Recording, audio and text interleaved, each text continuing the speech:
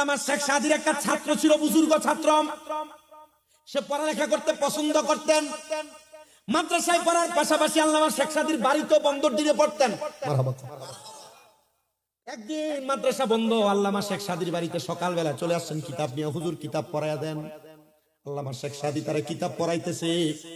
সে কিতাব পড়তে পড়তে জোহরের নামাজের ওয়াক্ত হয়ে গেছে। হুজুর বলে, বাবা যেহেতু জোহরের ওয়াক্ত হয়ে গেছে, আব্বাজি এখন তুমি বাড়িতে যাও না, দেখি আমার বাড়িতে কি রান্না হয়েছে, তুমি খাইয়াই যাইবা। ছাত্র খুশি হয়ে গেছে। ছাত্রের বসায় দিয়ে আল্লামা শেখ সাদি পেছনে গেছেন দেখার জন্য বউ কি রাঁধছে। আল্লামা শেখ সাদি যায় দেখেন ওনার স্ত্রী এক ডেগের মধ্যে চাউল পানি দিয়া ফালায় রাখছেন, আর এক ডেগের মধ্যে তরকারি পানি দিয়া ফালায় রাখছেন, কিন্তু রান্না করেন নাই। আগে তো মাটির পাতিলাতে রান্না হইতো না, ফালায় রাখছেন, রান্না হয় নাই। আল্লামা শেখ সাদি ওনার স্ত্রীকে এক ধমক দিলেন, দুপুর হয়ে গেছে এখনো রান্না হয় নাই, আমি আবার মেহমান দাওয়াত দিলাম। ওই মহিলা আল্লামা শেখ সাদির ধমক শুইনা ডেগের ফাতিলদারে হাতের মধ্যে লইয়া আল্লামা শেখ সাদির মাথার ভিতরে ঠাস করে বাড়ি মারছে। লাকড়ি আইনা দেন নাই তো রাতবো কি দিয়া, এই কথা বললা ডেক দিয়া বাড়ি মারছে। আপনি মনে করছেন মোল্লা মানুষও করে শান্তিতে থাকে? মোল্লার ঘরে আরো অশান্তি, কারণ 30 দিন চাকরি করে আপনি ছুটি দেন, একদিন গেল কাপ শুরু হয়ে যায়, ঠিক না? আপনি যে বেটারে ছুটি দেন না, পরে আপনার বলি এই মোল্লাই বাগে ছুটি দিয়েন মাসে কমপক্ষে 7 দিন বেটারে। আপনারা কি কথা বুঝতেছেন আমি কোন দিকে ইঙ্গিত দিতেছি? হুজুর ঠিক আছে নি কথা? ছুটি দেয় একদিন মাসে, তার মধ্যে সুন্দর ওনার মাথার মধ্যে রাগ কইরাম দেখছি দিয়া বাড়ি মারছে। লাকড়ি আইনা দাও নাই তো রাত বুকি দিয়া, মাটির পাতিলা ডেগের নিট ভাঙ্গা কাঁচাটা গলার ভিতরে জ্বলছে। আমরা হইলে বউ যদি একটা বাড়ি দিত আমি 3টা কিস্তাম বউরে। আল্লামা শেখ সাদি আলেম মানুষ, বউ ফিডায় নাই। উনি বলেন, ঠিক আছে যেহেতু তুমি রাগ করে আমার এভাবে মারছই, গলার মধ্যে ডেগের কাঁচাটা আটকে গেছে, ডেগের কাঁচাটা উনি না খুইলা বলে, স্ত্রী গো এখন আমি বাইর হব, হইয়া এলাকার মানুষরে বলবো দেখো আমার স্ত্রী আমার কত ভালোবাসে, আমার স্ত্রী আমার মোহাব্বত করে গলার মালাটা পরে দিছে। বেরি একটা লাভ দিয়ে স্বামীর পায়ে ধরছেন, ডাক দিয়ে কয়, স্বামী গো আপনি যদি এই কথা এখন মানুষকে বলেন, মানুষ আমার ধিক্কার দিবে, কারণ বেডি বুঝা লাইছে এটা গলার মালা না, এটা বেডি বেজ্জতি করা কথা কয় না কা। তাহলে বউ আপনার একটা কথা কইলে আপনি ফিরে তার উত্তর দিতে হইব, বিষয় জানা। আপনি তারা যদি সিম্পল যদি টেকনিকে বুঝাইতেন পারেন, বেডি এমনি আপনার কাছে না দিলে মরছে। আল্লামা শেখ সাদির মাথার মধ্যে বাড়ি মারছেন, আর উনি বলে আমি এখন যা বলবো এই এলাকার মানুষ। আমি একটু গোছাইতেছি ঘটনাটা বললে শেষ গোছাইতেছি, এমনি তো 2 ঘন্টা গেছিল। আল্লামা শেখ সাদি রাহমাতুল্লাহ আলাইহি শুধু বলছেন আমি এলাকার মানুষের কাছে যা বিচার দিব, আমার স্ত্রী আমারে বড় মোহাব্বত করে গলার মালা পরাইছে। আল্লামা শেখ সাদির স্ত্রী সাথে সাথে ওনার পায়ে ধরে ফেলছে। আল্লামা শেখ সাদি আবার যখন ওনার ঘরের থেকে উল্টা পথে গেছে, লাকড়ি আইনা দিয়া উনি যখন ওনার ছাত্রের সামনে গেছে, ছাত্ররা ডাক দিয়া কয়, বাবা ভালো মতো পড়ো। ছাত্র কয়, হুজুর লাকড়ি আইনা দেন তারপরে পড়বো, কারণ আজকে আপনার ঘরের খানা না খেয়ে আমি যাইতাম না। জোরে জোরে কন্যা মারহাবা। আল্লামা শেখ সাদি কয়, বাবা এই পড়াটা পড়ো, আমি লাকড়িটা লই আই। আল্লামা শেখ সাদি জংলা গেছে লাকড়ি আনবার লাগা, গাছ উঠছে, লাকড়ি ভাঙ্গা ভাঙ্গা ফালাইতেছে, আর ভাগ একটা নিচি দিয়ে আল্লামা শেখ সাদিরে খাইবো। গাছের আড়ালে লুকাইছে। আল্লামা শেখ সাদি গাছের উপর থেকে কয়, পাইছি যাক ভালো হইছে, এতক্ষণ কম লাকড়ি ভাঙছি, এখন আরেকজন পাইছি, আরে দিয়া লাকড়ি বোঝাই করে নন যাবে। আমরা তো মোল্লা মানুষ, আরাম সবাই ঘরে ভাত খান লাগে, সুৎকুরুর ঘরেও খাই, মুস্কুরুর ঘরেও খাই, বালামাঞ্চুর ঘরেও খাই। অন খাওয়ানোর কারণে আমরা দো কবুল হই না কথা কয় না দি। আপনি কি জান না? আর এই তো মোহাম্মত, হ্যাঁ এবারে চিন্তা দিব খবরে, এই আব্বা এটা এবারে ছুটি দিলাও, এই রসিকতা করছে, আমরা রাগ করি না, চাই বিড়ি খেলি কি তুইব। আচ্ছা রসিকতা নিয়ে এটা ভাল লাগছে আমার কাছে। আমি সত্য কথা বলি, আমি আইসা যখন বাইরে ফিরুলবাইদের উঠানে আমি দেখছি যে মুরব্বীরা যুবক ছেলেরা একসাথে মিলামিশে সুন্দর কাজ করতেছে। এলাকাতে এই মিলটা যদি থাকে, অন্য 14 এলাকা যদি এলাকার লোক ফিটাফিটি করতে হয়, এই মিল থাকলে 14টা এলাকা এক এলাকার লোক ভাড়ে না। আর মিল যদি না থাও, দেখবেন 2-3জন তোমরা ফিটটা ঘরের ভিতরে ঢুকে নেবে। এলাকার মানুষ মিল থাকো, ফিটাফিটি করো না, মারামারি করো না, মিলামিশা থাকো, লাভ আছে নি? কথা কেন লাভ আছে না নাই? আল্লামা শেখ সাদি গাছের লাকড়ি ভাঙতেছে, ভাঙতে ভাঙতে ভাগ তো আড়ালের মধ্যে দাঁড়ানো, লাকড়ি গুলা একসাথে কইরা আল্লামা শেখ সাদি ডাক দেয়, এ ভাগ সামনে আসো। তোমারে ঘাড়ের মধ্যে করে আমার লাকড়িগুলা বোঝাই করা লাগবে। লাকড়িগুলা ঘাড়ের উপরে বাঘের বড়াই বসাইছে। আলেম তো সাচ্চা আলেম, বাঘেরও কন্ট্রোল করতে পারে। বাঘের পিঠে লাকড়ি দিয়া আল্লামা শেখ সাদী বাড়ি পর্যন্ত নিয়ে গেছে। লাকড়ি দেখা আর ভাগ দেখা এবার ছাত্রকে উমা গই কি বেটা বেটা বাঘ কন্ট্রোল করছে, ঘরের বেডি কন্ট্রোল করতে পারে না।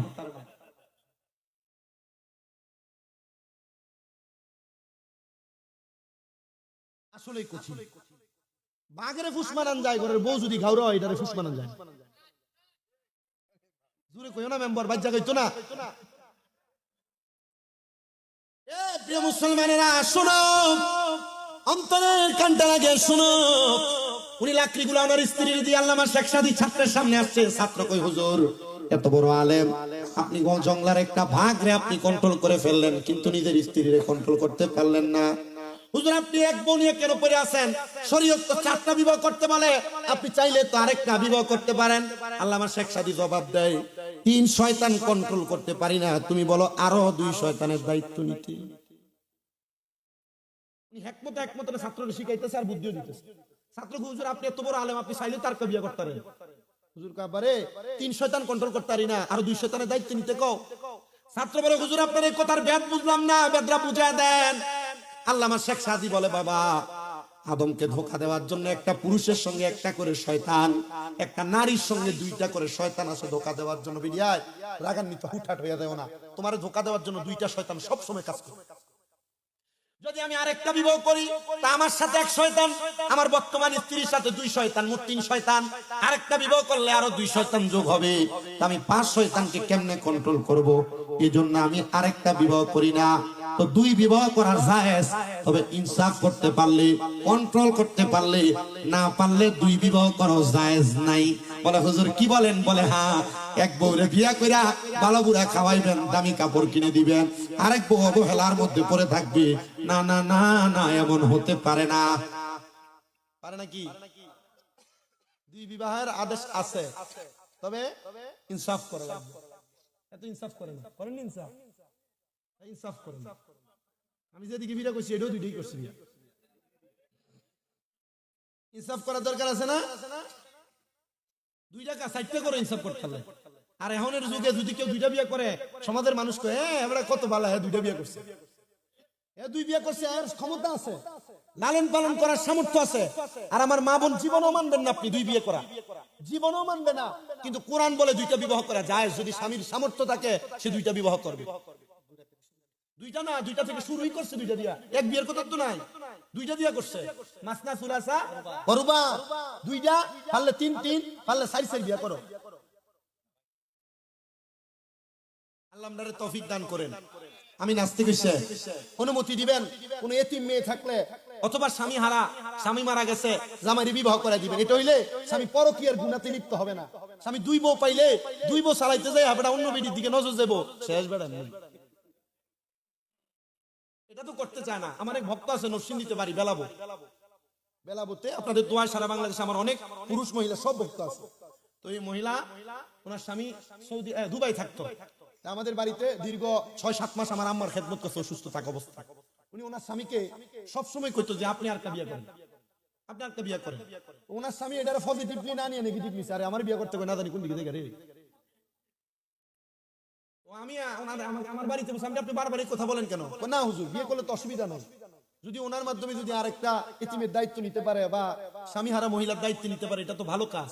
এজন্য আমি আমার জামাইরে বলি বিয়ে করার জন্য। আর যদি 2টা বিয়ে করে আমরা 2জনে মিলামিশা থাকবো, আমার জামাই থাকবো বিদেশ, আমরা 2 বউ এক লগে থাকি, আমরা মিলামিশা করবো। আমি কারি মহিলার চিন্তা তো পজিটিভ, মারহাবা কই না তো। তা ওই মহিলার সাথে আমার আরেক ভক্ত, এর বাড়ি যে হোমনাতে দুলালপুরের কাছে, ইবিটিরও জামাই নেশা করতে বিদায় ছাড়াছাড়ি হয়েছে। তো ইবিটি প্রস্তাব দিছে, আমার এক ভক্ত আরেক ভক্তের প্রস্তাব দিছে, তুমি যদি রাজি তো আমি আমার জামাইরে কইয়া তোমার বিয়ে করেন। আপনি দেখছেন কি? আলহামদুলিল্লাহ, আমি আমার দেখা মতো, আমি আমার যত ভক্ত সারা বাংলাদেশ, অনেক মা বোন ওয়াজ শুনে, আমার কে জানা এসে বলছে হুজুর আমার নিজের আম্মা যেন আপনার ওয়াজ শুনে, আমার ওয়াইফ আপনার ওয়াজ শুনে। আমি আমার সব মাদেরকে বলি, যদি জান্নাতে যাইতে চান 1 নাম্বার স্বামীর অবাধ্য হবেন না, 2 নাম্বার নামাজ ছাড়বেন না, রোজা ছাড়বেন না, বেপরদা বেহায়াপনাতে লিপ্ত হবেন না, আপনি জান্নাত। আর সারা বাংলাদেশে আমার যত ভক্ত আমার ওয়াজ শুনে, আমার গজল শুনে, আমার জিকির আজকার শুনে, মুনাজাত শুনে, আমি সবাইকে বলে দিচ্ছি আপনারা 1 নাম্বার সব সময় অজু অবস্থায় থাকবেন, 5 ওয়াক্ত নামাজের পাশাপাশি তাহাজ্জুদ পড়বেন। 3 নাম্বার, কখনো হারামের দিকে নজর দিবেন না, হালাল পথে একটা কইলে রুজি করবেন। আর আপনারা কখনো খারাপ কাজের মধ্যে লিপ্ত হবেন না। এই 4টা ওসিয়ত আমি সবসময় আমার সব ভক্তদের প্রতি করি। আপনারা এটার উপর আমল করবেন। আর যতটুকু কথা বলেছি এই কথার উপর আপনারা আদিষ্ঠিত থাকবেন। আল্লাহ কবুল করেন সবাই। কোরআন বলে যারা জান্নাতি আর যারা দুজুকি তারা একরকম না, একরকম না। আল্লাহ কেন একরকম না? আল্লাহ বলেন আসহাবুল জান্নাতি হুমুল ফাইজুন, যারা জান্নাতি তারা হলো সফল কাম। আজকে ঈদের দিনে যারা যারা বেহায়াপনাতে ব্যস্ত হয়ে গেছো, ঈদের দিনে ব্যাপারটা ভাবে অশালীন ভাবে চলাফেরা করতেছো, নিজের ঘরের পুরুষ ছাড়া অন্য পর পুরুষের সামনে যে মহিলারা যাইতেছো, যেই পুরুষেরা নিজের স্ত্রী ছাড়া অন্য মহিলাদের সঙ্গে অবাধভাবে চলাফেরা মেলামেশা করতেছো, তোমরা মনে করেছো ঈদের দিন মনে হয় খুশি উদযাপন করতে যায়, এমন বেহায়াপনা করার কারণে মাপ পেয়ে যাইবা। তোমরা যারা গান বাজনা নিয়ে ব্যস্ত, তোমরা যারা গোলা বারুদ বাদি নিয়ে ব্যস্ত, খোদার কসম করে বলি রে মুসলমান, এগুলার কারণে আল্লাহ তাআলার জাহান্নাম তোমার জন্য অবধারিত। তোমরা যারা রমজান মাসে ঠিকই 5 ওয়াক্ত নামাজ পড়েছো, কিন্তু ঈদের নামাজ আদায় করার পর থেকে তোমাদের অনেকের ফজরের নামাজ আদায় হয় নাই, যোহর আদায় হয় নাই, মাগরিব এশা আসর আদায় হয় নাই রে মুসলমান, একটাবার কি চিন্তা করে দেখেছো? এটার কারণে আল্লাহ তাআলার জাহান্নাম তোমার জন্য অবধারিত হয়ে থাকবে।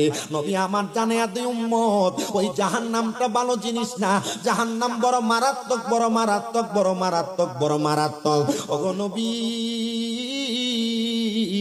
আপনার কাছে আমরা জাহান্নামের পরিচয় জানতে চাই।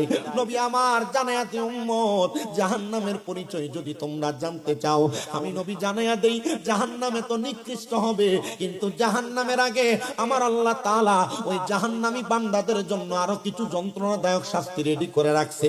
নবীজি গো, কেমন যন্ত্রণাদায়ক শাস্তি? বলে জাহান্নামী তো জাহান্নামে যাবে অনেক পরে, তার আগে আমার আল্লাহ তাআলা ফুলসিরাত রাখছে, ফুলসিরাতের আগে আমার আল্লাহ মিজান রাখছে, মিজানের আগে আমার আল্লাহ তাআলা হাসরের ময়দান রাখছে, হাসরের ময়দানের আগে আমার আল্লাহ তাআলা কবর রাখছেন, কবরের আগে আমার আল্লাহ তাআলা সাকরাতুল মাউতের বিছানা রাখছে। এ দুনিয়ার মানুষ, এ পর্দার অন্তরালের মা, ওই জাহান্নামে তো অনেক পরে যাইবা, জাহান্নামে যাওয়ার আগে দুনিয়ার মানুষগুলা দুনিয়াতে এমন কষ্ট পাবে, এমন শাস্তি পাবে, মানুষগুলা চিন্তা করতে পারে না। নবীজি গো, এমন শাস্তি পাবে একটাবার আপনি বলেন না। যারা দুনিয়াতে মুসলমান দাবি করে কিন্তু নামাজ আদায় করে না, মুসলমান দাবি করে পর্দা করে না, মুসলমান দাবি করে হালাল খাবার খায় না, সুদের ব্যবসা, ঘুষের ব্যবসা, হারাম টাকা ইনকাম করতে তারা ব্যস্ত হয়ে পড়ে, আল্লাহর নবী জানায়া দেয় দুনিয়ার মানুষ শোনো, ওই মানুষগুলা কখনো ইমানদার হয়ে মারা যাবে না। নবীজি গো, আপনি বলেন না মানুষগুলা কেমন ভাবে মারা যাবে, একটাবার আপনি জানিয়ে দেন না। আমার নবী বলে ওই মানুষগুলা যখন মারা যাবে, মানুষগুলা বেঈমান না ফরমান হয়ে মারা যাবে। এ আমার মালাই এলাকার মানুষ, না ফরমান হয়ে তুমি যদি মারা যাও, তোমার অবস্থা কেমন হবে একটাবার কি চিন্তা করেছো? নবী আমার জানাই উম্মত, ওই নাফরমান গুলোর অবস্থা কেমন হবে একবার শুনো। ওগো নবী, কেমন কেমন একটাবার আপনি বলেন। আমার নবী বলে, যখন মানুষটা মৃত্যুর বিছানার মধ্যে ছটফট ছটফট করবে, ওই মানুষটার কাছে আমার আল্লাহ তাআলা মানুষটার রূহ কবজ করার জন্য, তার দেহ থেকে পান পাখিটা বাহির করার জন্য একটা ফেরেশতা পাঠিয়ে দিব। যেই ফেরেশতাটার নাম হলো মালাকুল মাউত আজরাইল, মানে বান্দাটা হলো মৃত্যুর ফেরেশতা। বান্দার রূহটা যখন কবজ করে নিয়ে যাবে, ওই বান্দা বড় কষ্ট পাবে, বড় কষ্ট পাবে। নবী গো, কেমন করে কষ্ট পাবে একটাবার বলেন না। বলে আমার আল্লাহ তাআলা দুনিয়া যখন বানান নাই, দুনিয়া বানানোর আগে আমার আল্লাহ তাআলা অসংখ্য ফেরেশতা বানাইছেন। আমার আল্লাহ যখন মানুষ বানান নাই, আল্লাহ তাআলা অসংখ্য ফেরেশতা বানাইছেন। এ দুনিয়ার মানুষ শুনো, আমার আল্লাহ তাআলা অসংখ্য ফেরেশতার মধ্যে 4 জন ফেরেশতা দেন বড় স্পেশাল ফোর্সের ফেরেশতা। একজনের নাম হলো হযরত জিবরাইল আলাইহিস সালাতু ওয়াস সালাম, একজনের নাম হলো মিকাইল আলাইহিস সালাতু ওয়াস সালাম, একজনের নাম হলো ইসরাফিল আলাইহিস সালাতু ওয়াস সালাম, আরেকজন ফেরেশতার নাম হলো আজরাইল আলাইহিস সালাতু ওয়াস সালাম। এই 4 জন ফেরেশতা আমার আল্লাহর বড় স্পেশাল ফেরেশতা।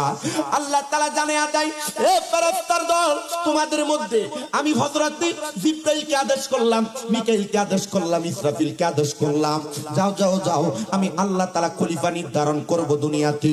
আমার খলিফা বানানোর জন্য, আদম বানানোর জন্য তোমরা দুনিয়া থেকে মাটি নিয়ে আসো। জিবরাইল, মিকাইল, ইসরাফিল এই তিনজন ফেরেশতা একে একে পরপর দুনিয়াতে আগমন করেছে। দুনিয়াতে আইসা যখন তারা আদম তৈয়ার করার জন্য মাটি নিতে উনাদের হাতটা মাটির মধ্যে রাখছে, মাটির জবান আমার আল্লাহ খুলে দিছে। মাটির জবান দিয়ে আওয়াজ আসে, এ ফেরেশতা আমাদেরকে নিয়ে যাও না, কারণ আমাদেরকে নিয়ে যাওয়ার পর আল্লাহ তাআলা আদম তৈয়ার করবে। আদম দুনিয়াতে মারামারি করবে, আদম দুনিয়াতে কাটাকাটি করবে, আদম দুনিয়াতে হানাহানি করবে। আমরা আদমের তৈয়ার হইতে চাই না। আমার আল্লাহ তাআলার ওই ফেরেশতাগুলা মাটির মায়া কান্না দেইখা চলে গেছেন। আমার আল্লাহ তাআলা এবার আল্লাহ তাআলা চতুর্থ ফেরেশতা হযরতে আজরাইলকে আদেশ করলেন, আজরাইল তারা তিনজনকে প্রেরণ করা হলো। এবার তোমাকে আদেশ করলাম, যাও তুমি দুনিয়াতে যাইয়া আদম তৈয়ার করার জন্য মাটি নিয়ে আসো। ফেরেশতা আজরাইল দুনিয়াতে আগমন করলেন। দুনিয়াতে আগমন কইরা উনি ওনার ডান হাতের তালুটারে এমন ভাবে মাটির মধ্যে খাপটি মারলেন, খাপটি মারার সাথে সাথে আবার হাতের মধ্যে এক এক দুই দুই দুই দুই তিন তিন তিন তিন চার চার চার না একসাথে 40 মণ মাটি হযরত আজরাইলের হাতের মধ্যে উঠছে। ওই মাটি ডাক দিয়া বলে, এ ফেরেশতা নিস্না রে নিস্না, কারণ আমার আল্লাহ আমি মাটিরে দিয়ে আদম বানাইবো। আমরা আদম হইতে চাই না, কারণ আদম দুনিয়াতে মারামারি কাটাকাটিতে ব্যস্ত থাকবে, ভাইয়ে ভাইয়ে জমিনিয়া দ্বন্দ্ব থাকবে, ভাই চাচা বাতিদা জমিনিয়া দ্বন্দ্ব থাকবে। এই দ্বন্দ্বতে যে একজন আর একজনের মাথা ফাটাইবো, আঘাত করবো, গর্দান ফেলে দিবে, হাত কাটবে, পাও কাটবে, না রে না, আমরা যাইতে চাই না। তখন আজরাইল ফেরেশতা ডাক দিয়া বলছে, ও মাটি, তুমি যেই খোদার সৃষ্টি, আমি ফেরেশতা সেই খোদার সৃষ্টি। আমার খোদা বলছে তোমাকে নেওয়ার জন্য, আমি আমার খোদার আদেশ পালন করি, তুমি যাইয়া তোমার খোদার আদেশ পালন করবা। এবার ওই আজরাইল কোনো কথা না শুইনা মাটিটারে নিয়ে গেছেন আমার আল্লাহর নামকানে। আমার আল্লাহ তাআলা খুশি হইয়া আজরাইল ফেরেশতার নাম রাখলেন মালাকুল মাউত, মানে হলো মৃত্যুর ফেরেশতা। মৃত্যুর ফেরেশতা নাম রাখার পরে আমার আল্লাহ তাআলা ওই মাটি দিয়ে আদম তৈয়ার করলেন। আল্লাহ যখন ছিলেন তার নাহি ছিল কোন সখা, তখন আল্লাহ প্রকাশ হইতে চায়। আল্লাহ যখন ছিলেন কোন না ছিল নাহি কোন সখা, তখন আল্লাহ প্রকাশ হইতে চায়। আরে নিজ নূর হইতে খোদা হাবিবের নূর করলেন জোদা, চশমায় দিলেন এশকের দরিয়া, হাই গো সময় যায়, পড় দুরুদ নবী মুস্তাফায়, বলেন পড় দুরুদ। আই গো সময় যায়, পড় দুরুদ নবী মুস্তাফায়। যখন আমার আল্লাহ আদম তৈয়ার করে ফেললেন, আদম তৈয়ার করার পরে আজরাইলকে আদেশ করলেন, দুনিয়া সৃষ্টি লগ্ন থেকে মরণের কিয়ামতের আগ পর্যন্ত যত আদম সন্তান দুনিয়াতে পয়দা হবে, প্রত্যেকটা আদম সন্তানের রূহ তুমি আজরাইল কবজ করবা, কারণ তুমি তোমার সাহসিকতা দিয়া দুনিয়া থেকে 40 মণ মাটি নিয়ে আসছো। এ দুনিয়ার মানুষ শোনো, এ মালয়ের মানুষ শোনো, যখন আমার আল্লাহ তাআলা এই হুকুম দিয়া দিলেন, তো আজরাইল তো আপনার রূহ কবজ করবে, আমার রূহ কবজ করবে। তখন আমার আল্লাহ তাআলা সাদরাতুল ইয়াকিন নামক একটা গাছ লাগাইছেন আল্লাহ মকানের মধ্যে। ওই গাছের মধ্যে আমার আল্লাহ তাআলা ততগুলা পাতা দান করছেন, পাতা সৃষ্টি করেছেন। দুনিয়াতে যতগুলা বান্দা, গাছটার মধ্যে ততগুলা পাতা। ওই গাছের পাতার মধ্যে আপনার নাম, আমার নাম লেখা আছে। আজকের মাহফিলের সভাপতি, সহসভাপতি, বক্তাদের নাম লেখা আছে।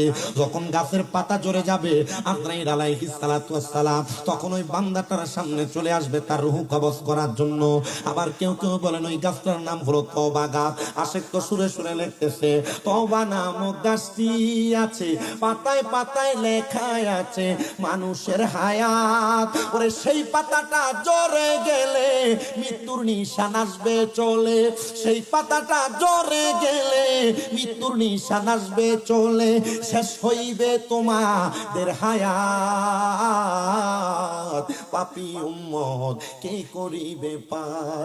হার পাপী উম্মত কে করিবে পার কঠিন হাসরের দিনে আখেরি নবীজি বিনে পাপী উম্মত কে করিবে পার নবী বলবে আবু বকর তুমি লও দুজকের খবর উম্মত নি দুজকে যায় আমার নবী বলবে আবু বকর তুমি লও দুজকের খবর উম্মত নি দুজকে যায় আমার কোথায় বাবা উসমান গনি তুমি লও কাউসারের পানি কোথায় বাবা উসমান গনি তুমি লও কাউসারের পানি উম্মতের করাও না আহার পাপী উম্মত কে করিবে পার হার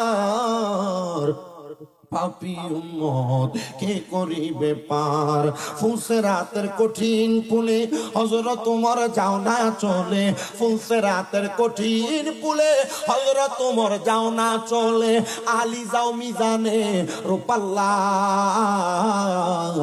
পাপী উম্মত কে করিবে পার হার পাপী উম্মত কে করিবে পার মুসলমান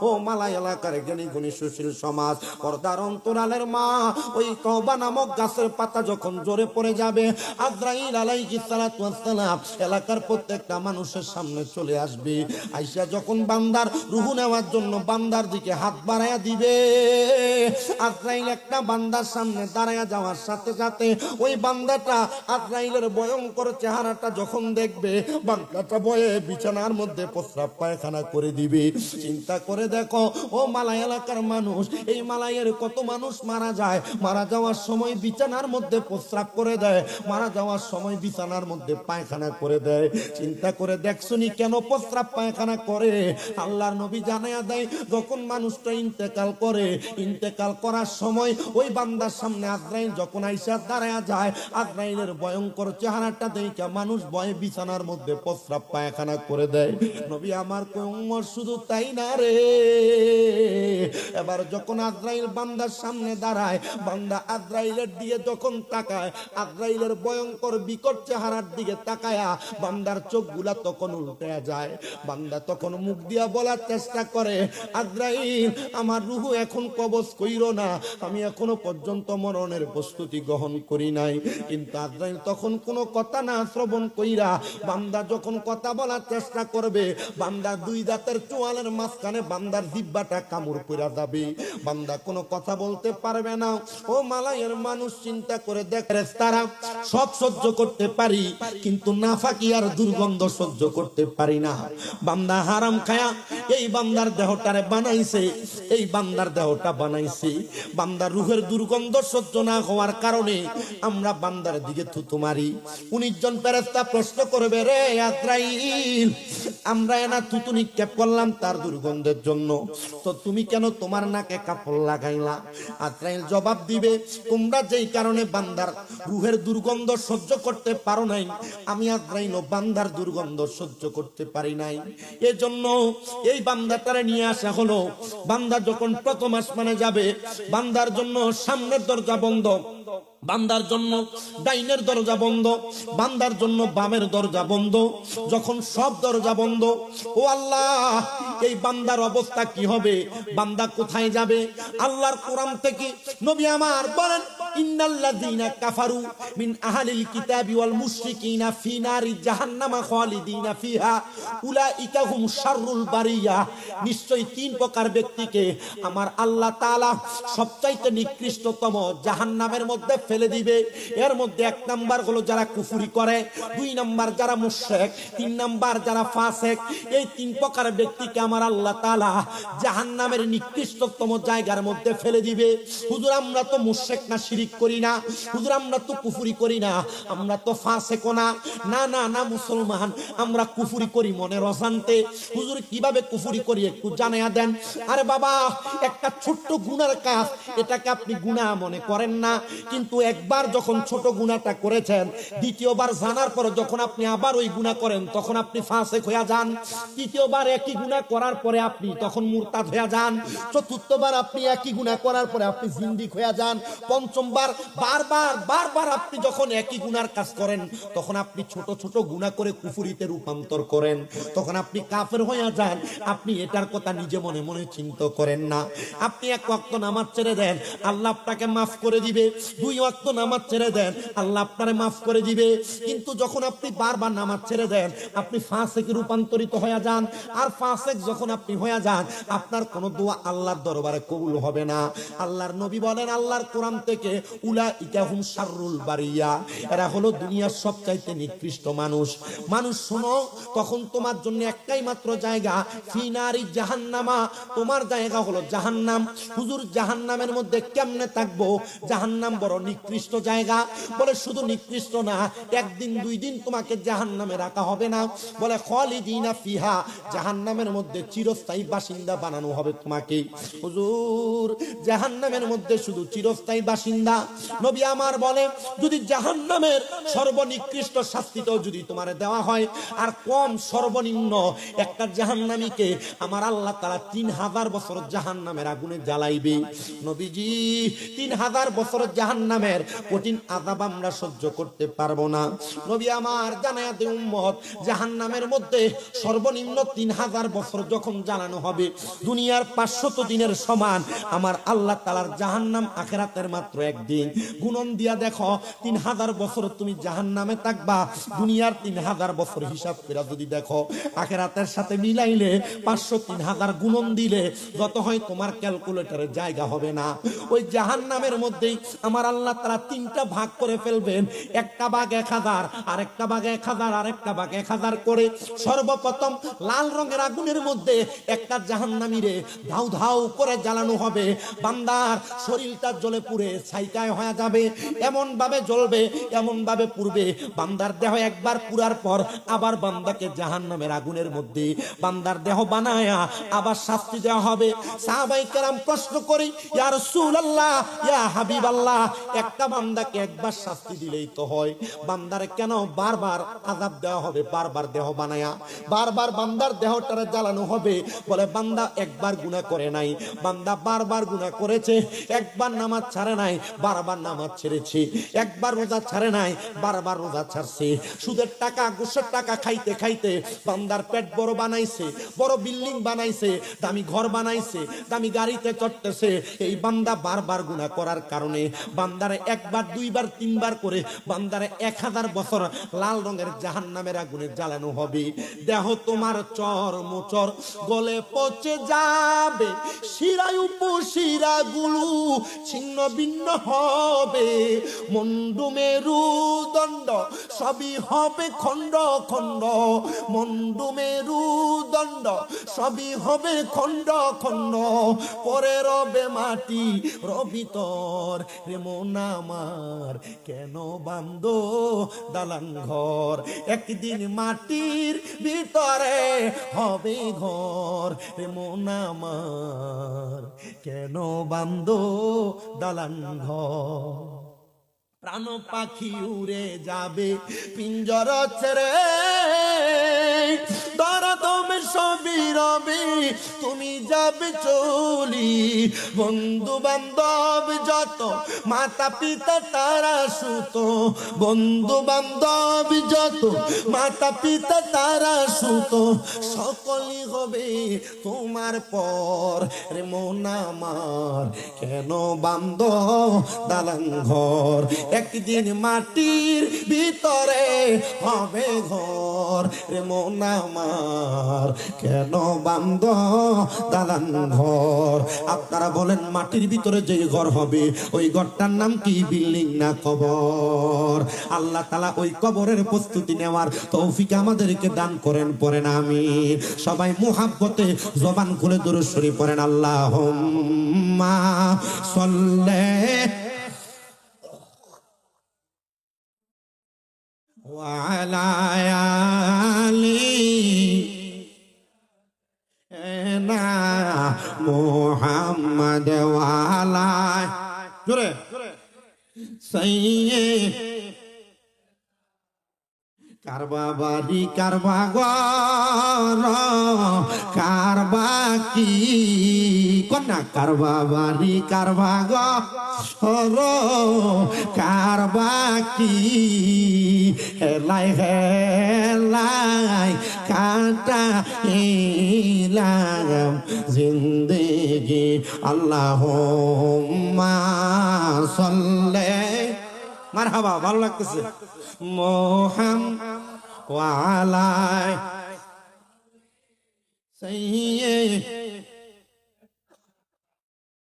কবরেরি আযাব যদি মানুষ দেখিত কবরেরি আযাব যদি মানুষ দেখিত ঘরবাড়ি সারিয়া পাগল হইতো আল্লাহুম্মা সাল্লি মুহাব্বতে কলব জিন্দা হবে রূহ তাজা হবে ওয়া আলা আলি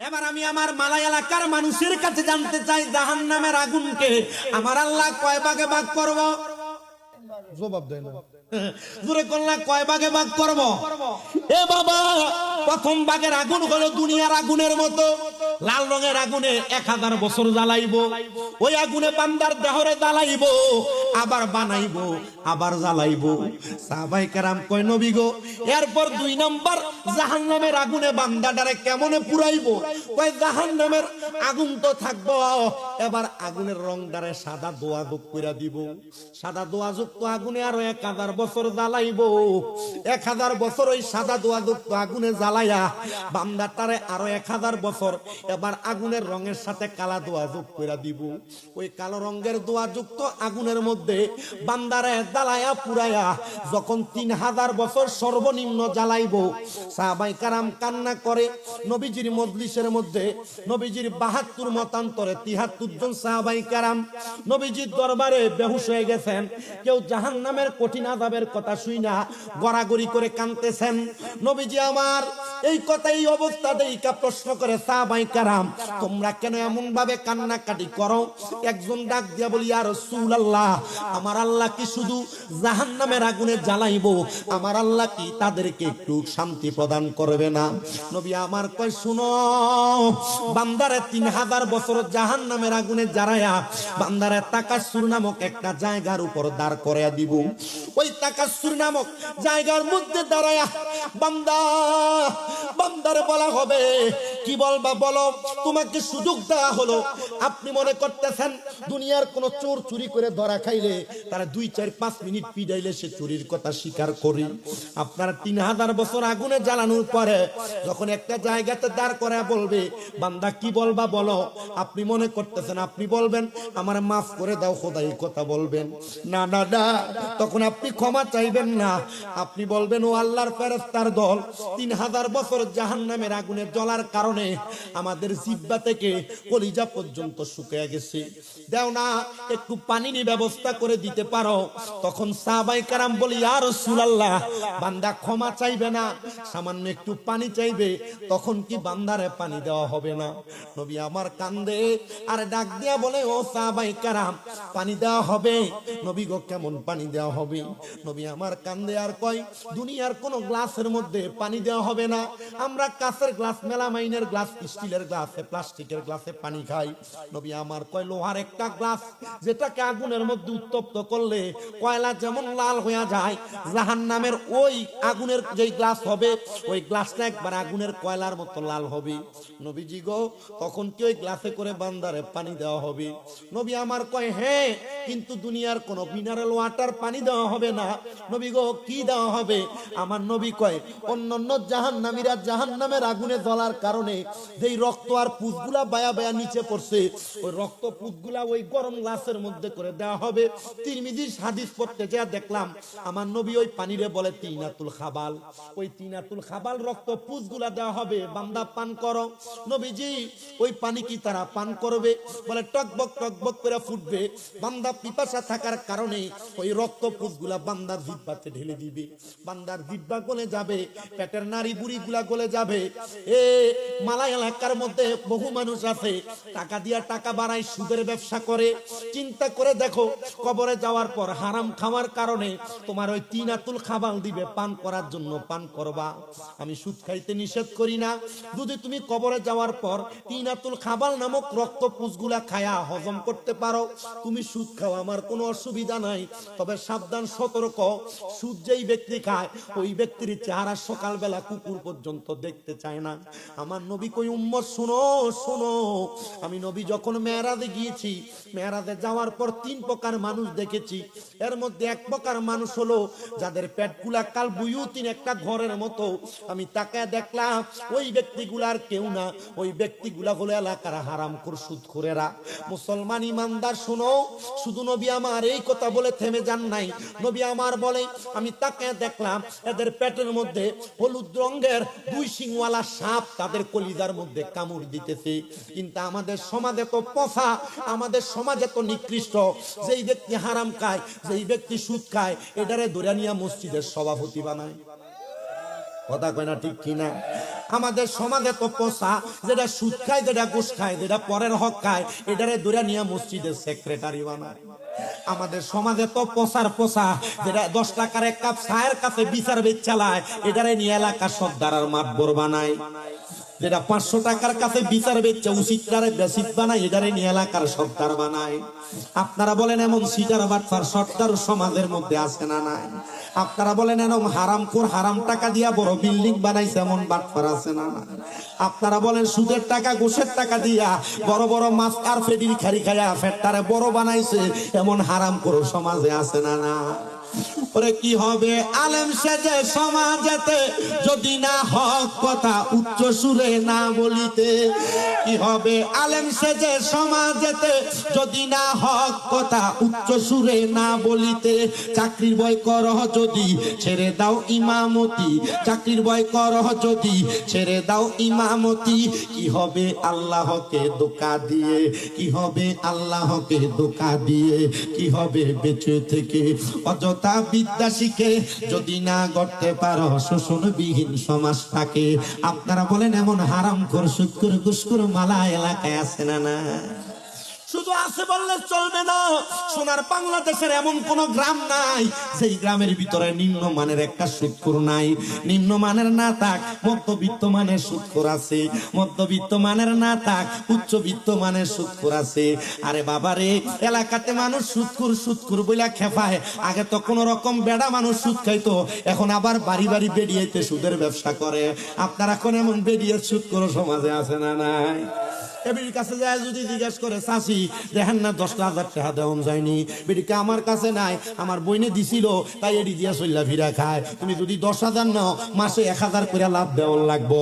আপনারা কোন বইনের নাম দিয়া সুদে টেহা লাগে এমন বেরিয়ে তো সমাজে। আস্তে কইছি কথা কোন এমন সুদখোর আছে না নাই? এ বাবা, আমার বেড়া বেড়িও সুদ খায় না। এলাকাতে এখন আরেকটা ন্যাশনাল সুদখোর বাইর হয়ে গেছে।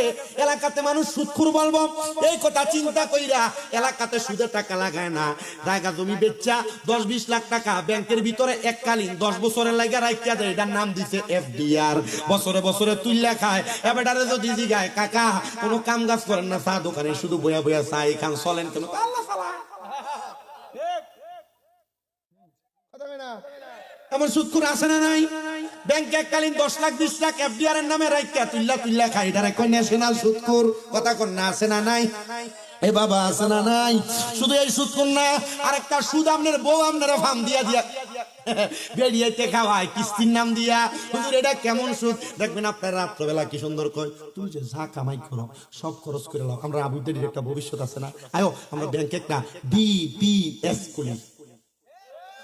কথা কয় না, ডিপিএস এর নাম দিয়া সুদের টাকা খায় এমন বেড়া বেরিয়ে তো সমাজে আছে না নাই? এটা জোরে কইতো না, কারণ এক কইলে চিন্তা করবো অনেকে তলে তলে ডিভিএস করে রাখছে, জিহুতের ভবিষ্যৎ করে দিবা। আচ্ছা, সুদের টেহা হারাম টেহা দিয়া ডিভিএস এর টেহা দিয়া আপনি জিহুতের ভবিষ্যৎ করে দিবেন, এই জিহুত আর মা বাপরে বাদ দিব? কথা কয় না রে, বাদ দিব? জীবনও দিবে না। এই জন্য বাবা সাবধান হইয়া যাও, সুদের টাকা ঘুষের টাকা দিয়া আরাম টাকা দিয়া নেতাগিরি চলে না, যদি দেখাইতে হয় হালাল টাকা দিয়া দেখাইবা। এই জন্য তো একজন আশেক সুন্দরভাবে লিখতেছি, একজন আশেক সুন্দরভাবে লিখতেছি, একজন আশেক সুন্দরভাবে লিখতেছি, এত দুঃখ রাখবো কোথায়, রাখার জায়গা নাই, আমাদেরই কপালেতে শান্তি বুঝি নাই, আমাদেরই কপালেতে শান্তি বুঝি নাই। ওরে সুদে গাছ সুদে ঘুষে জীবন কাটে, কপালে তার দাগ, মক্কাতে যায় হজ করিতে নামের আগে লাগায় হাজি সাহেব, আবার চা দোকানে বৈশা হাজি টেলিভিশন চাই। সুদে ঘুষে জীবন কাটে, কপালে তার দাগ, মক্কাতে যায় হজ করিতে নামের আগে লাগায় হাজি সাহেব, মক্কাতে যায় হজ করিতে নামের আগে লাগায় হাজি সাহেব, আরে সাধু কানে বৈশা হাজি টেলিভিশন চাই, হিন্দি গানের তালে তালে পা দুটি নাচাই। এত দুঃখ রাখবো কোথায়, রাখার জায়গা নাই, আমাদেরই কপালেতে শান্তি বুঝি নাই।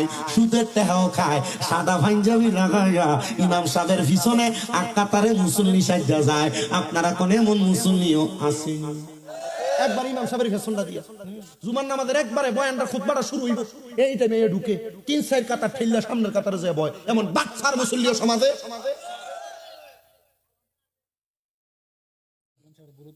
হ্যাঁ, ইমাম সাহেবের ভুল ধরে। আমার প্রিয় মুসলমানেরা শুনুন,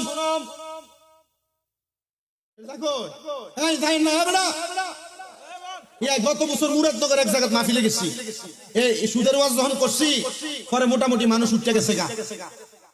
হ্যাঁ, এটা কি এটা তো নবীনগর নাকি? শুনেন কথা কই, আপনার কইলে বুঝবেন, আপনার কি ওয়াজ বুঝতেছেন? আচ্ছা, মরণটা যে কইছিলাম এটা কি ভালো মরণ না খারাপ মরণ? খুব খারাপ। হ্যাঁ, মারহাবা কন্যা দিন মেম্বার মেম্বার মেম্বার এটা মেম্বার তো এলাকাতে ইমাম সাহেব উঠাই দিয়ে এরপর লগে দিয়া বইয়ে এটা মেম্বার বালা সাবে কইলো নিচে বইছে মারহাবা কন্যা দিন, ঠিক আছে না? কিন্তু যাও ইমাম সাহেব হুজুর উঠাই দিয়ে আমায় বইয়ে হুজুরে খাড়িয়ে থাকে, বহু এলাকার ভিতরে এটা আছে নি, এটা মেম্বার ভালো মেম্বার এটি নিচেই বইছে, সব দিয়ে সমানে খারিবা মারহাবা কন্যা দিন।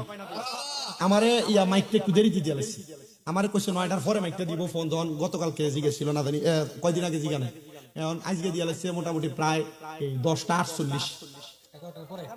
কি 11টার পরে? আপনি দিয়ে আমার সময় আরো বাড়াই লিতেছেন। আমার ওয়াজের টাইম হলো আমি যদি একবার এশার পরে মাইক ধরতে পারি, মোটামুটি একবার বাড়ি ঘরে দামাত দিয়ে আনছিল এডিও আইলি পারছে না তো, আমার তো দিয়ে লাগছেন ঘুমের টাইমে। হ্যাঁ, ভিডিওতে চিন্তা করছে মাইকের আওয়াজ তো করে হুনই যায়, দেশি মুরগি টুরগি খাইছে বেটা, শরীরটা ক্লান্ত করে উঠতেই থাও, মাইকের আওয়াজ এমন হোনা যাওয়া যেমন হইব আছে না? ইয়াদের 2000 প্যাকেট বিরিয়ানি হয়েছে, এটি তো খাওয়ানো মানুষ লাগবো, মানুষ জিডি হয়েছে মোটামুটি, আমি তো এই তো পাইছিলাম না, অর্ধেক তো পাইছি না। আলহামদুলিল্লাহ আপনারা যে আইসেন, আপনি এটা লাগে জাযাকুমুল্লাহ খাইরান, আল্লাহ কবুল করো, আমিন কর। কথা জানি কোনটা কইতাম লাগছিলাম, আর সুৎকুট কইতাম লাগছিলাম, কোনে না ছিলাম হ্যাঁ না দুজকের তো কইছি ইমাম সাহেবের ঠেললে সামনে যা। আচ্ছা, এখানে তো আসলাম, আওনের পরে আরো কিছু কথা মনে হইছে, এই জায়গাটাতে আসি। হ্যাঁ, আল্লাহর হাবিব মুরাদনগরের ঘটনা কইতাম লাগছে, আপনারা চাইলেছেন। আমি গত বছর ওয়াজ করতেছি, এই সুদের ওয়াজ, এমন আমার বেটা কইছে যে হুজুর মাহফিলে কালেকশন, আজকে কালেকশন আছে নাকি? না, বাচ্চা গেছি হুজুর কালেকশন আছে, আপনি কালেকশন করা লাগবে। তো আমার স্টেজে উঠার সময় বেড়া খুশি, হুজুর ইয়া সুদ ঘুষের ওয়াজটা একটু কম করলো, আমার যেটা মানা করে আমার আবার ঘাট তেরা দীক্ষা, আমি এই ওয়াজটা একটু বেশি করে করি। এবার আমার এটা কনে, আমি চিন্তা করলাম সুদের ওয়াজ করতাম না, কোরআনে যেটা হারাম করছে, এবার আমার এটা করতাম মানা করে না, এটা এখন করে না, আমার লাগে ওয়াজিব হয়ে গেছে। এখন আমি সুদের ওয়াজ ধরছি, আস্তে আস্তে আস্তে আস্তে করে দেখি যে ডাইন দিয়ে একজন, বাম দিয়ে একজন, পিছন দিয়ে একজন, সামনে দিয়ে একজন, ফরদালগি দিয়ে একজন একজন করে উঠতে যাইতেছে এরা যে যাইতেছে গা। আমি কারণটা কি, মানে উত্তেজন গেছে গা, কালেকশন তো করতে মানুষ যে গেছে, কালেকশন না করলে ভামুকো কালেকশন শুরু করছি, টেহা উঠছে কম। আমি নাইমা কইলাম যে ভাই সাহেব, মুরাদনগর এলাকার মানুষের মন যে বালা, নবীনগরের পশ্চিম সাইড, সোমনাথ, তিতাস, বানসারামপুর, বহু মাহফিলের ভিতরে 13-14 লাখ টেহা ওঠে, আপনার এলাকার ভিতরে কালেকশন করতে যাই লাগতাম 2,86,000 টেহা উঠছে। ভাই আপনার এলাকার মানুষ কি কিপটা নাকি? না হুজুর, ইয়া যারা দেউন না আমরা ওয়াজ মনে সুবিধা হইছে না, এরা উঠতে গেছে। এমন এটা জন কইছে, আমি কই আরে হাদিয়াটা মনে তাই মতো দিত না রে। এরপরে বেটার পোলাটা কাব্বা ও ভালো মানুষ তো সবতে উঠতে বইয়াছিল হুজুর যে সুদূর ওয়াজটা করছে ওই যে অমুক মুতালেব কা উঠতে গেছে গা অমুক কা উঠতে গেছে গা আমি কারে ওয়াজ দিয়ে বসে আপনি যদি উঠতে জান গা পরে মানছি না আপনার মনে করে সুদ করবে না আপনি তো ভালো মানুষ গাড়ি টাড়ি রাখছেন মনে কষ্ট নিয়েন না আল্লাহ কবুল করো কামিন কর আচ্ছা আচ্ছা আপনার এলাকায় এমন সুদ করে আমাদের এলাকায় বহুত আছে সুদও খায় নমাজও পড়ে আসেনি সুদও খায় ঘুষও খায় আবার পরের হক মাইরা খায় এমন আছে না নামাজ পড়ে আবার খেতে আইলে কাটতে কাটতে এটা হাতের বান বানাইলেছে এমন মুখার আছে না আমরা এলাকার সুদ করে কথা শুনেন মোটামুটি কমইনও আছে আছে আচ্ছা ঠিক আছে ইয়া জাহান নামে দাহনে লাগে বেশি মানুষ লাগে না এলাকা দুই একটা হুন্ডা সেটা থাকলে সব দিকে টাইনে রয়েছে কথা কয় না ঠিক কিনা আর দূরে কয় না ঠিক কিনা মালাইয়ের বাজারের ভিতরে মানছি দেশি মুরগা ব্যস্ত আনি এটা দাম হলো 300 তখন আপনি দেখো করলেন 300 সুদ করে হেদ তো আলগাটে আছে এটা কয় আমি 500 টাকা বাদ দিয়া এটা লাগে দেশি জিনিস কিনো কেন আসলে নাই আমরা এলাকার সুদ করার কথা কই শুনেন এই এবারে সুদে টাকা লাগায় এই বছরে 1,30,000 বছরে একবারে ঠিকটা তাতে 5 লাখ টাকা হইছে এর সুদের টাকা বাড়তে বাড়তে 5 বছর না কয় বছরে এর টাকা হইছে 12.5 লাখ কয় লাখ পুঁজি কত বাড়ছে কত 7.5 লাখ এখন টাকা যে বাড়ছে এখন এক কইতাছে যে আমি আমার মনে হয় কোন আর কোন ইয়া নাই মানে আমি আমার এই বাপের না বিজারা বেতন লাগবে হ্যাঁ আমার আব্বারে দোষ ছিল পরে আমারে দোষছে আমারে কইতাছে কাকা ইয়া তুমি যদি পারো আমারে পরে টাকা দিয়ে আমারে উদ্ধার করো আমার বাড়িটা তুমি রাখিয়া দাও ইয়া আমি আমার সুদের টাকাটা দিয়ে বাড়তে বাড়তে এটা 12.5 লাখ কইছে 12 লাখ কইছে আমি টাকাটা দিতাম একটু কষ্ট করে আমি ঠিক আছে আমি দিয়ে দেবো তুই আমার বাড়িটা দিয়ে দিস অসুবিধা নাই কিন্তু এখন এই টাকা দি তার মানে ঠিক মতো কহ পারবো কত টাকা লইছ 5 লাখ কইছি এটা 12.5 লাখ কইছে কত 5 লাখ কইছি 12.5 লাখ 12 লাখ কইছে আমি বললাম তো আচ্ছা ঠিক আছে দিয়া দিও তো আমার এখন আপাতত 1 লাখ টাকা দাও ইসলাম লইয়া তার 1 লাখ টাকা দিছি এখন পরে এই 12 লাখ টাকা দেওনে লাগা আমার কাছে এক সপ্তাহ পরে তার এক বাইরে লই আইছে মানে আয়া আমার জিজ্ঞাসা কাকা একটা কষ্ট রে বাবা টাকা তো দিবা বাড়িও বেচমু খেতে ফাতরে দিয়ে টাকা দিয়া অর্ধেক টাকা দিয়া বাড়ি 30 লাখ অর্ধেক টাকা দিয়ে খেতে যদি 2 ঘন্টা টাকা লইয়া বাড়িটা করে থাকতারি চলবো কিন্তু আব্বা একটা কষ্টের কথা কইতাম তোর কাছে আমি বললাম কিটা কথা ও বাবা সুদখোর হয় এত বড় সুদখোর হয় এটা তো বুঝি না আব্বা আমি কি তো সুদখোরের ভিতরে আবার বড় সুদ আসেনি শুদ্ধ এটা হারাম হারামি কথা কই না ঠিক কি না এত বড়টা খাইলেও সুদ এক টাকা খাইলেও সুদ আমি কইলাম ঘটনাটা কি তা কসাই আমারে কইতাছে কাকা আমার সুদের টাকাটা তো 5 লাখ 12 লাখ হয়ে গেছে গা আমি তার যাই কইলাম ভাই রে আসলে আমি তো আমার জায়গাটা বেচা তো টাকাটা দিমু ইয়া তুই উপরে 2.5 লাখ টাকা কম নে 10 লাখ টাকা দি তুই একটু কষ্ট করে মাইনা জায়গা কাকা তুই আমার জবাব দিছে আমি যদি তোর থেকে 2 লাখ টাকা কম নেই কবরে গেলে কি আল্লাহ সুদের টাকা খাওয়ানোর কারণে একটা বাড়ি আমারে কমাই দিব জানে এর বাইরে রো এর লাগে কম খায় না বেশি করে খা কথা কই না ঠিক না জানে আর কবরে গেলে ফিটাইবো এত বেশি করে খা ও কাকা এই কথা কই আমার লগে লগে বাইরিলো তার পকেটের ভিতরে 7 লাখ টাকা টুফি আসরা দানটা দিছে ঠিক আছে যা যা যা ইয়া টাকা ফুরাটা লই আইস এত বিটা বাইর করে দিয়া মাথাত লাগে আমি সুদ খেতে গেছে উমারে এটা সুদ খা আসেনি কথা কই হ্যাঁ বিড়িয়া তোমরা যারা তোমাদের জামাই টাকা ইনকাম খাও জামাই কামাই করে 15,000 টাকা তুই বেটি ঈদের মার্কেট করবার লাগে তুই কজে করে দিত 20,000 টাকা মাতে না তো বেটা কামাই করে 15,000 টাকা বেটি নিয়ে 10,000 টাকা বেটি এক থ্রি পিসের দামে 8,000 টাকা কথা কই না আম্মা তুমি একবার জিগাইলা না যে কোন টাকাটা দিয়ে তোমার টাকা দিল কারণ বেটা যখন হালাল টাকা দিয়ে বেটি টাকা দিতার না তখন বেটা আবার সুদে টাকা লাগে ঘুষে টাকা লাগা মানুষের টাকা চুরি করে সরকারি চাকরি করলে ঘুষ খা কথা কই না তো ঠিক কি না মা হারাম তেহাড়ি খায়া হারাম তেহা দিয়া যে মুরকার রান খাইতাছ শুধু শুকরের গোস্ত হারাম না সুদের তেহার গোশের তেহা দিয়া গরুর গোস্ত খাইলি এটাও হারাম সুদের তেহার গোশের তেহা দিয়া খাসির গোস্ত খাইলি এটাও হারাম কথা কই না ঠিক কি না সাবধান সতর্ক এটা থেকে সাবধান হয়ে যাগা মা স্বামীর কথা মাইনো শুইনো এক কাফর একবার দিলে এক তরকারি দিলে খাইও মাইনা নিও আর এখনকার যুগের বিডিয়াত এমন ঘাট তেরা জামাই যদি কয় একটা এ কই তিন কথা বলেন আছে কিনা আল্লাহর নবী কই ওই প্রকার মহিলা থেকে সাবধান যে মহিলার নাম হইল হান্নানা নবী ওইটাকে কই যেই মহিলা স্বামীর আদেশ মানে না এটারে বলে হান্নানা এ বিডিরে কয় যে তুমি ঘরের বাইরে যাইও না এ বিডি জামাইরে ঘুমের একটু সকাল 10টার ভিতরে নবীনগর বাজার করে চলি কথা কই আছে কিনা এ বিডি প্রত্যেক বৃহস্পতিবারে ওই যে কি হাতার মুড় হইছে একটা এনে সরছড়ি ফুচড়ি কাছে নতুন রুট হইছে যে রাধিকা রাস্তাটা না এ বিডি প্রত্যেক সপ্তাহ বৃহস্পতিবারে এখানে না গেলে শুক্রবারে না গেলে এ বিডির ফেটের ভাত জমই না কথা কই না দি আল্লাহর নবী তো একটা মহিলা তার স্বামীর আদেশ ছাড়া বাবার বাড়িতে যাইতে পারবে না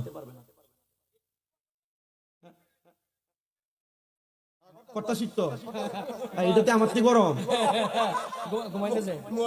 আমরা বয়স 12 ভোল্টের আপনি দেখাইতেছেন 28 ভোল্ট মারহাবা কয় না তো? হ্যাঁ, অসুবিধা হইতেছে সামনে না, সমস্যা হইতেছে। কারণ বেরিয়ে যদি আজকে যাবে না না করতেছে বেটা, ধর্ম তো বাদ গেলে ঈদের দিন জায়গা দিত না বাড়ির ভিতরে। আমার যে দাওয়াত দিছে রুবেল ভাই না একু,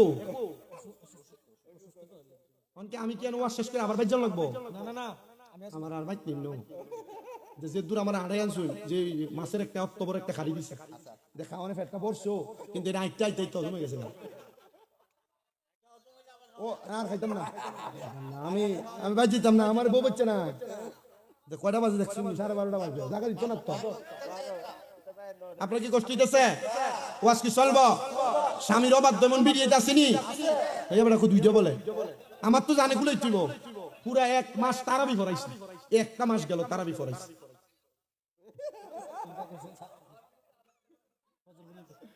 গতবারের আগের বার মানে 3টা বার মাহফিলে ইসলাম জামালপুর, কেন বিশেষ বক্তা দ্বিতীয় বক্তার ওয়াজ করায়া এরা মানুষের ছুটি দিছে সাহাবান খাইবার লাগে।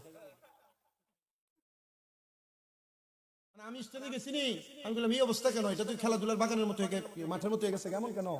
না হুজুর, এরা আইবো, দ্বিতীয় বক্তারা চা খাইতেছে, আপনি একটু বসেন, চা খান, আস্তে ধীরে শুরু করেন, সবাই আসবে। ঠিকই তো, আমি 1 কাপ চা খাই আস্তে ধীরে গলাটা জারাটারা দিয়ে শুরু করছি, সবাই বুঝলাম যে এটা ওই এলাকার সিস্টেম, আপনার এলাকায় তো এটা নাই আমি জানি। আপনার আমি কারণ এই যে কয়দিন আগে শিকানিকে গেলাম, এই মনে হয় 26-27 তারিখে জগন্নাথপুর কোথায়, এখানে একটা মাহফিল আমার আছে অলরেডি, ওইখানে এই 26-27 তারিখে কবে জানি মনে লেখা আছে, আমার আগামীকাল তো দুলালপুরে মাহফিল।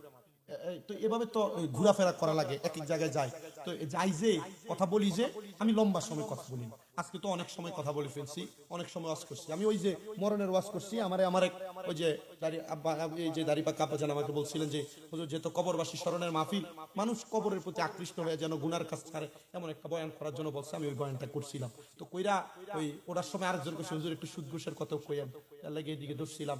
তারপর আরেকজন আবার কইছে হুজুর, ওই এক বুড়া বেটা এবার কইছে হুজুর এই ভিডিওর ওয়াজ একটু করেন, ভিডিওর জন্য একটু সাবধান হয়। ওই দাস এটা ওই যে ও বিচুন দিয়ে আত্মুলছে সাজে, এটা মানে রাজা সাবি তোলা মুরিদ নাকি বইয়া নি? আমি দেখছি, আমি ছবি দেখলে বুঝি কোনটা কোন দরবারে। মার হাবা কন। আচ্ছা, এমন স্বামীর অবাধ্য মহিলা আসেনি? আমি আমার মাদেরকে বলছি, আম্মাজি আপনার যারা পর্দার আড়ালে, আমি চাই না কোনো মহিলা দোজখে যাক। আপনার কি চান নাকি আপনার মা, আপনার বোন, আপনার স্ত্রী, আপনার মেয়ে দোজখে যাক? আপনার কি চান নাকি? আমি চাই না যে মালাই এলাকার কোনো মহিলা দোজখে যাক, কিন্তু আম্মাজি আপনার যে স্বামীর অবাধ্য, আপনার যে বেপরদা পরপুরুষের সামনে যান, হুজুর ও পরপুরুষের সামনে যাই কই? আমি শুধু আমার দেওয়ারের হুন্ডাটা দিয়ে না সরি। আল্লাহ নবী কয় তুমি এটা দেবর মনে করছো, ছোট ভাই মনে করে হুন্ডার পিছনে ঘুরো। নবী কয় এই দেবরটা একটা মহিলার জন্য কাল সাপের মতো, মৃত্যু সমতুল্য, আর তুমি এটার ভাই মনে করো। হারাম হারাম হারাম, কোন দেবরের সামনে কোনো মহিলা যাইতে পারে না। আর তুমি বেড়াইতে সামনে যাও, চেহারা দেখাও। বাঙ্গরা বাজারে গেলে তোমার সব দোকানদার ছিল ভাবিয়ে দিকে কথা বলেন না। মোস্টা খোলেন সিনিয়র দো। আমার প্রিয় মুসলমানেরা, আপনাদের যাদের স্ত্রীরা, আপনাদের যাদের মেয়েরা, আপনাদের যাদের বোনেরা, আপনাদের যাদের মায়েরা বেপরদা ভাবে পরপুরুষের সামনে যায়, মনে রাখবেন আপনি 5 ওয়াক্ত নামাজ পড়ে কপাল কালো বানাইতে পারবেন, আপনি জাহান্নামী। জি বলো হুজুর কেন? একটু জানতে চাই। কোন বাবা একটা সন্তান কন্যা জন্ম দেওয়ার পর যদি ওই বাবা তার মেয়েটারে পর্দা না করায়, তাহলে ওই মেয়েটা বেপর্দা হওয়ার কারণে মেয়েটা জাহান্নামে যাবে। মেয়েটা একা জাহান্নামে যাবে না, মেয়েটা বলবে আল্লাহ আমার বাবার দায়িত্ব ছিল, আমার বাবা আমারে পর্দা করানো, কিন্তু করায় নাই। তখন ওই মেয়েটা তার বাবাকে সাথে নিয়ে দোজখে যাবে। অনুরূপ ভাবে যখন একটা মেয়ে তার ভাইয়ের আন্ডারে চলাফেরা করে, তখন তার ভাই যদি তারা পর্দা না করায়, তখন তার ভাই তার মেয়ে বোনের সাথে জাহান্নামে যাবে। যখন কোন সন্তান তার মাকে পর্দা না করায়, ওই সন্তান তার মা সহ জাহান্নামের আগুনে জ্বলবে। আমি আমার আম্মা জানকে একদিনই বলে দিয়েছিলাম, একজন বৃদ্ধ ফকির আমাদের ঘরের সামনে আসার পর যখন ভিক্ষা দেয়, আমি বলছি না না না, বাবার মতো হলেও বৃদ্ধ ফকিরের সামনেও যাওয়া যাবে না, এটা আপনার জন্য গায়রে মাহরাম। বাবা মনে কইরা বহু পুরুষ মানুষেরা মহিলাদের মাথায় হাত বুলিয়ে দেয়, জিনা বাপ মনে করে তোমার বাপের মতো কি গো, হাত বুলিয়ে দেয়। আচ্ছা হারাম মিয়া। প্রিয় মুসলমানেরা শোনো, এরপরে যদি কোনো স্বামী তাদের স্ত্রীকে পর্দা না করায়, ওই স্বামী তার স্ত্রীর সঙ্গে দুজকের আগুনে জ্বলবে। কিন্তু আমাদের স্বামীরা যারা আমরা আছি, আমরা বড় বেশেবাই। যদি আমরা আমাদের স্ত্রীদেরকে অবাধ ভাবে চলতে ফিরতে না দেই, মুখ ছেড়ে দিয়ে চলতে না দেই, পাতলা শাড়ি কাপড় পরে চলতে না দেই, পাতলা জামা কাপড় পরে চলতে না দেই, তাহলে ওই মহিলা ঘরে সিন ক্রিয়েট করে অশান্তি তৈরি করে। হুজুর আমরা বড় বেশাবাই, আমরা সংসার টিকে রাখার জন্য আমরা আমাদের স্ত্রীদেরকে অসংখ্য ছাড় দেই। না না না, এমন ছাড় দেওয়া যাবে না। যদি তোমার স্ত্রী তোমার আদেশ মান্য না করে, নবী আমার বলেন স্ত্রীদেরকে তোমরা শাসন করবা। হুজুর কেমন শাসন করব? নবী আমার বলেন, এক নাম্বার শাসন, তোমার স্ত্রী তোমার কথা না শুনলে এক নম্বরে তুমি তার বিছানা আলাদা করে দাও, মানে তার সাথে শোয়া বন্ধ করে দাও। আরে হনের বেডিয়া তেমন বেহায়ার বেহায়া, নিজের বেটা যদি না আসো এ বেডি ডাইরেক্ট বেটারে ঠেট দেয়। তুই বেটা না হইলে কি হইব? আমি বেডি তুরি মারলেই 2-3 বেটা দাঁড়ায়া যায়। আপনারা বলেন এমন ব্যাপারটা বেহায়া মহিলাও সমাজে আছে না? না, বেডি জামাই বিদেশ থাকে, এলাকার ফলাফল সব দিয়ে বেডি দিছিল। আমার আর দাওয়াত দিতে কইলে রুবেল মিয়ারে কি লইতে পারে, ইতা ভিডিওতে কইবো যে কই মোল্লা খুঁজতে ধরে আনছি, তা আমরা বিরুদ্ধে ওয়াজ করে কি দিছে। আপনার দাওয়াত না দিলে নবীনগর আমার মাহফিলের অভাব আছে? আমার শুধু 2027 সাল আইছিনি, 27 সালে এখনো আইছে না। 27 সালে আমার নবীনগরের মাহফিল 13টা রাখা আছে, মানে আগামী বছর ধরতো না। ইতা ভিডিও কথা উল্টা আলো দোয়ার লেগে যা মারাবা কই না তো। আমি হিসাব করছি যে রমজান মাসে নবীনগর ব্রাহ্মণবাড়িয়ার বহুত মহিলা আমার ভক্ত যদি আছে, এটি মনে আমার হাদিয়া হারাইছে না 56,000 না 57,000 টাকা।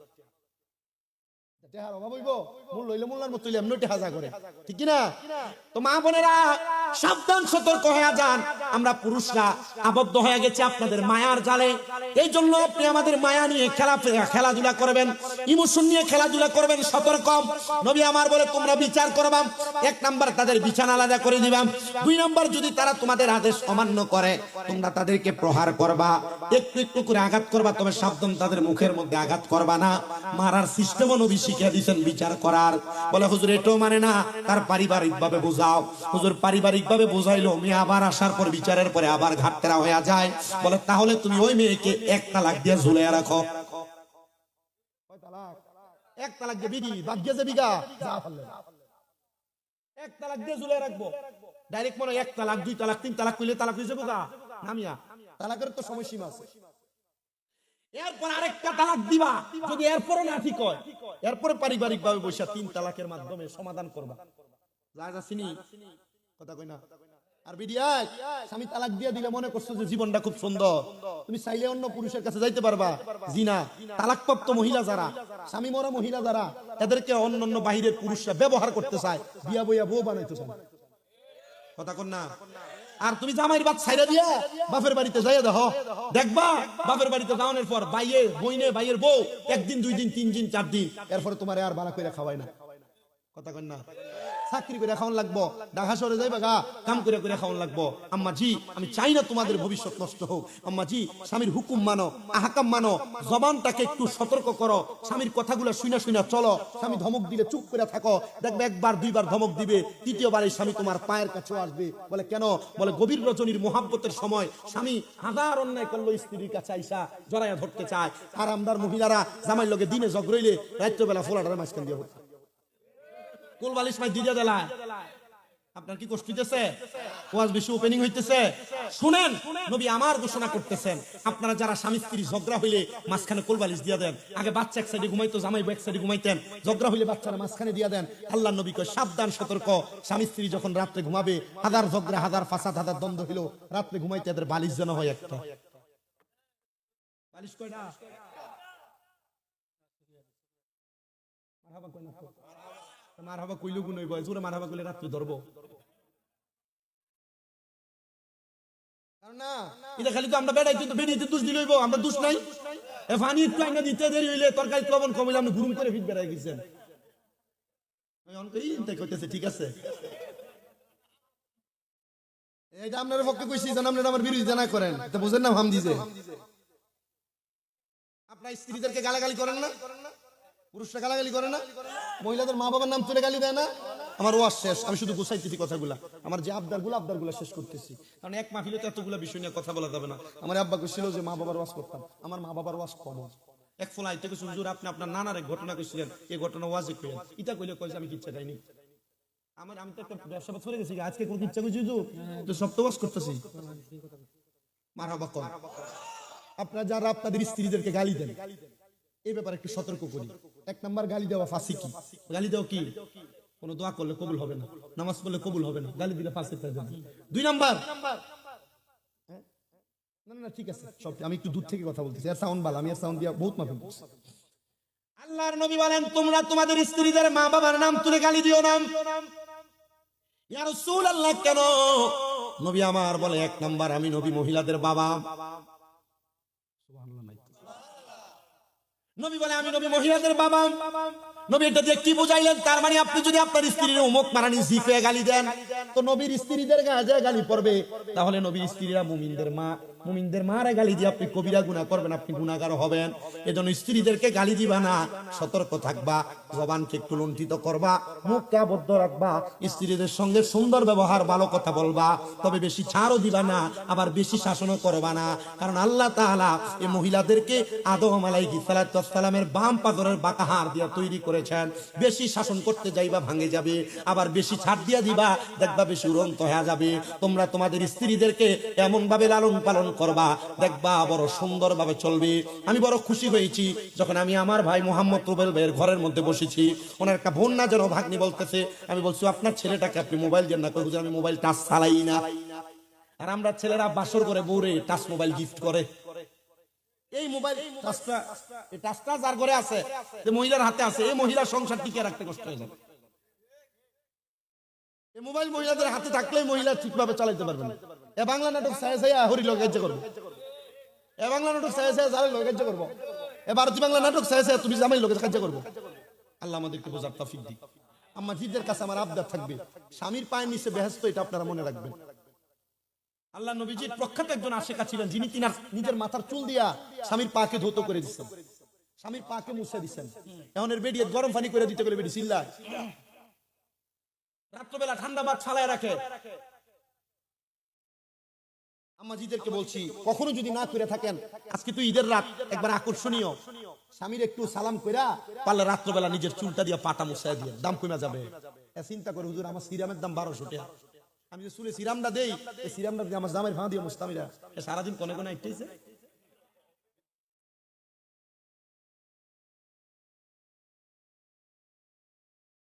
আরে বেটি, তোমরা তো চালাকি বুঝো না। তুমি রাত্রবেলা স্বামীর কাছে ছোট হয়ে যাবে, দিনের বেলা ঘরে নেতা কথা কয় না। তুমি রাত্রবেলা স্বামীকে মোহাম্মত দেখাইবা, দিনের বেলা এই স্বামী তোমাকে গালি দিতে একবার না 10 বার চিন্তা করবে। মারহাবা কোন না, আর জোরে কোন না মারহাবা। আল্লাহ আল্লাহ আল্লাহ আল্লাহ আল্লাহ আল্লাহ আল্লাহ আল্লাহ আল্লাহ মুর্শিদ মুর্শিদ কইরাই আমার গোমা সেনা নয়নে, মুর্শিদ মুর্শিদ কইরাই আমার গোমা সেনা নয়নে, আমার বলে বাগ মুর্শিদ কে মনে। মারহাবা। আমার বলে বাগ মুর্শিদ কে মনে। মারহাবা। আল্লাহ আল্লাহ তোমায় আমি ভালোবাসি পাগলের মতন গো মুর্শিদ, পাগলের মতন মনে চাইলে তোমার দিকে ছুটে আমার মন। মারহাবা। আল্লাহ আল্লাহ তোমায় আমি ভালোবাসি দিয়া মন প্রাণ, মনে চাইলে তোমার দিকে ছুটে আমার প্রাণ। মাশাআল্লাহ। আল্লাহ আল্লাহ লোক সমাজে কলঙ্কি, আমি গলাই কলঙ্কের মালা, আমার বলে বাগ মুর্শিদ কে মনে। মারহাবা। আল্লাহ আল্লাহ জিকির করো জিকির করো জিকির করো মুমিন গণ, জিকির করো মুমিন গণ, জিকিরেতে মাওলা রাজি আরো রাজি নবী গণ মাশাআল্লাহ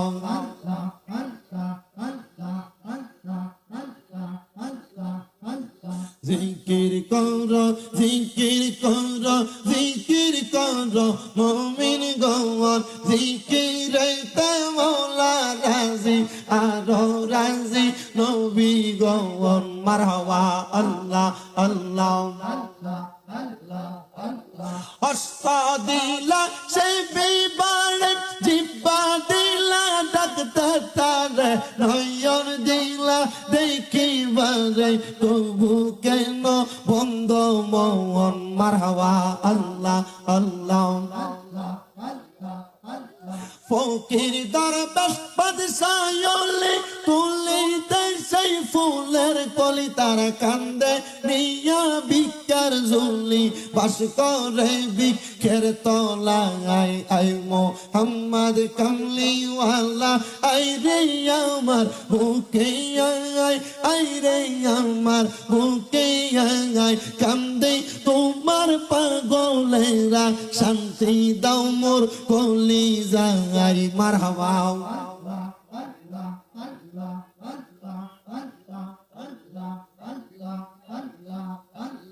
আল্লাহ আল্লাহ আল্লাহ আল্লাহ আমরা কদমে কদম রাখি না মুর্শিদের কদমে আমরা নজরে নজর রাখি না মুর্শিদের নজরে যদি আমার গফুর চিস্তির কষ্ট লাগে মায়ার অন্তরে আল্লাহ আল্লাহ ও গো আমার বড় পীর পীরানে পীর দস্তগীর ও গো আমার বড় পীর পীরানে পীর দস্তগীর নয়নজো রাই তোমার দিদা রে বড় পীর নয়নজো রাই তোমার দিদা রে আল্লাহ আল্লাহ ও গো আমার বড় পীর পীরা নে পীর দস্তগীর ও গো আমার বড় পীর পীরা নে পীর দস্তগীর নয়ন জো রাই তোমার দিদা রে গাউস নয়ন জো রাই তোমার দিদা রে আল্লাহ আল্লাহ লা ইলাহা ইল্লাল্লাহু মুহাম্মাদুর রাসূলুল্লাহ সাল্লাল্লাহু আলাইহি ওয়াসাল্লাম আল্লাহুম্মা আমিন আলহামদুলিল্লাহি রাব্বিল আলামিন আসসালাতু ওয়াসসালামু আলা রাসূলিহিল কারীম ربنا ظلمنا أنفسنا وإن لم تغفر لنا وترحمنا لنكونن من الخاسرين ও দয়াল আল্লাহ আপনি কি আসমানে না জমিন না পাহাড়ে না দুনিয়ায় গত জীবনে আপনার কত তালাশ করলাম সন্ধান পাইলাম না আল্লাহ বহু সন্ধানের পরে এই ব্রাহ্মণবাড়িয়া জেলার অন্তর্গত নবীনগর থানাধীন মালাই গ্রামবাসী প্রবাসী যুব সমাজের উদ্যোগে কবরবাসীর আত্মার মাগফিরাত কামনার্থে ওয়াজুদ ওয়ার মাহফিল সাজায়া এই তরতম মাহফিলের মধ্যে এলাকার উলামায়ে কেরাম বিশেষ করে দাড়ি পাকা মুরব্বী বাবারা যুবক নওজোয়ান ভাইরা ছোট ছোট মাসুম বাচ্চারা পর্দার অন্তরালের আমার অনেক মা বোনেরা সোশ্যাল মিডিয়ার মাধ্যমে দেশ বিদেশের অনেক ভাই বাবারা মা বোনেরা হাত বাড়াইছে আল্লাহ যার হাত তোমার দরবারে মায়া লাগে পছন্দ হয় ওই হাতের উসিলে আমাদের প্রত্যেকের জীবনের গুনাহ তুমি মাফ করে দাও বাবুদ আমরার গুনার দিকে তাকাইলে আমরার বড় ভয় লাগে না জানি গুনার কারণে জাহান্নামের আগুনে দাউ দাউ করে জ্বলা লাগে তুমি তো অন্তর আমি রে আল্লাহ ওই আমরা হইলাম ফানা আমরা সুখে কিনা দুঃখে ডাকি গো আল্লাহ যাই না কি জানো না রে আল্লাহ করো আল্লাহ জাহালয় তোমার মনি আল্লাহ তাকে দেখো তোমার কত বান্দারা আজকে এই ঈদগাহ ময়দানের জান্নাতের বাগানের মধ্যে হাত বাড়াইছে এক শ্রেণীর সন্তান আছে যাদের দুনিয়ার জমিনের মধ্যে আব্বা নাই। যেই বাবা রিক্সা চালাইয়া মাটি কাইটা মাথার গাম পায়ে ফালাইয়া পরের বাড়িতে বদনার কাজ কইরা সন্তানকে মানুষের মতো মানুষ করার জন্য আব্বা জান রক্তরে বাণী বানাইছে আল্লাহ, এমন আব্বা যাদের কবরে আব্বার কবর জান্নাতের বাগান বানাইয়া দাও আল্লাহ। তাকে দেখো, কে জানি হাত বাড়াইছে, কার জানি দুনিয়ার জমিনের মধ্যে মা নাই।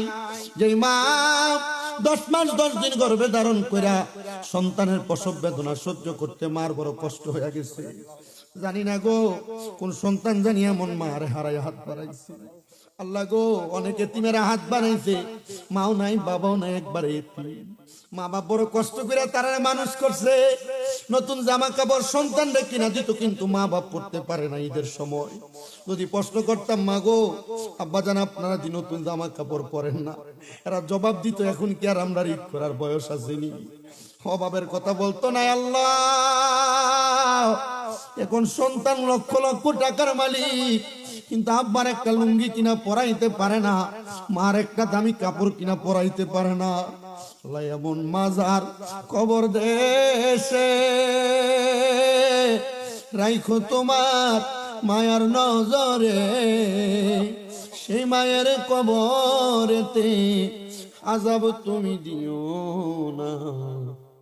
দুঃখের দরদি আমার জনম দুঃখী মা। আল্লাহ তাকে দেখো, যাদের মা কবরে বাবা কবরে, আল্লাহ তোমার আদরের বান্দারা মা বাবার জন্য আজকে কত ফোঁটা চোখের পানি ফালাইছে। আল্লাহ তাদের আম্মা আব্বার কবরে আর আযাব দিও না। মরিয়া গিয়াছেন আল্লাহ, ওই আল্লাহ যারার মা বাপ মাফ করিয়া দেন না গো আল্লাহ কবরে রাজা। আম্মাই আব্বা চলে গেছে, আল্লাহ যারারে ফালাইয়া তারারে রাই খাগো গেছে কান্দিবার লাগিয়া। আম্মা নাই রে আব্বা নাই রে যাহার সংসারে, তাহার মতো এতিম নাই রে জগতে। আল্লাহ যাদের মা বাবা কবরে তাদের মা বাবারে তুমি মাফ করে দাও। যাদের মা বাবা বেঁচে আছে হায়াতে তওবা নসিব করে দাও। অনেকের মা বাবা অসুস্থ, পরিপূর্ণ সুস্থ বানিয়ে দাও। আমার মাকে 1 বছরের কাছাকাছি সময় অসুস্থ, তুমি আমার আম্মারে সুস্থ বানিয়ে দাও। মাবুদ গো, ফরিয়াদ তোমার দরবারে। এলাকার 6 মসজিদের ইমাম সাহেবানগণ সহ মুরব্বী বাবারা হাত বাড়াইছি। আল্লাহ আমাদেরকে এই রমজান থেকে অপর রমজান পর্যন্ত নেক হায়াত দান করো, আমাদের গুনাহ মাফ করো, আমাদেরকে উত্তম রিজিকের ফয়সালা করো। সভাপতি মহোদয় ওনার ভাইরা অসুস্থ, দোয়া চাইছে, ওনারা এলাকার সবাই মিলেমিশে আল্লাহ এলাকার মানুষের খেদমত করার তৌফিক দান করে দাও। বিশেষ করে আমার রুবেল ভাই, উনি কঠিন রোগে আক্রান্ত, উনি দোয়া চাইছে ওনাকে সুস্থ বানায়া দাও। আমার মুরব্বী বাবারা কয়েকজন দোয়া চাইছে, আল্লাহ আমার সবগুলা মুরব্বী বাবা, যুবক ভাই, ছোট ছোট মাসুম বাচ্চা, পর্দার অন্তরালের আমার মা বোনদেরকে কবুল করো। আল্লাহ আমার অনেক প্রবাসী ভাইরা বিদেশ থেকে দোয়া চাইছে, যারা বাংলাদেশের রেমিটেন্স খাতে নাম লেখায়, আল্লাহ আমার প্রবাসীদের দোয়া কবুল মঞ্জুর করো। সমস্ত পৃথিবীর মুসলিম মুসলমানদেরকে তুমি হেফাজত করো। এই বাংলাদেশের উপর তোমার কাজ রহমত বরকত দান করে দাও। বাংলাদেশকে মাদক নামক নেশা থেকে হেফাজত করো। রব্বুল আলামিন ফরিয়াদ তোমার দরবারে, আমরা গুনাহগার না খানদার নালায় হাত বাড়িয়ে দিয়েছি। আল্লাহ আমাদের গুনার দিকে না তাকাইয়া আমাদের জানের জান পানের পান রাহমাতুল লিল আলামিন নবীর উসিলায় আমাদের প্রত্যেকের মরণের আগে আখিরি জবানে মধুর কালেমা পড়ায়া দিয়েন, লা ইলাহা ইল্লাল্লাহু মুহাম্মাদুর রাসূলুল্লাহ সাল্লাল্লাহু আলাইহি ওয়াসাল্লাম।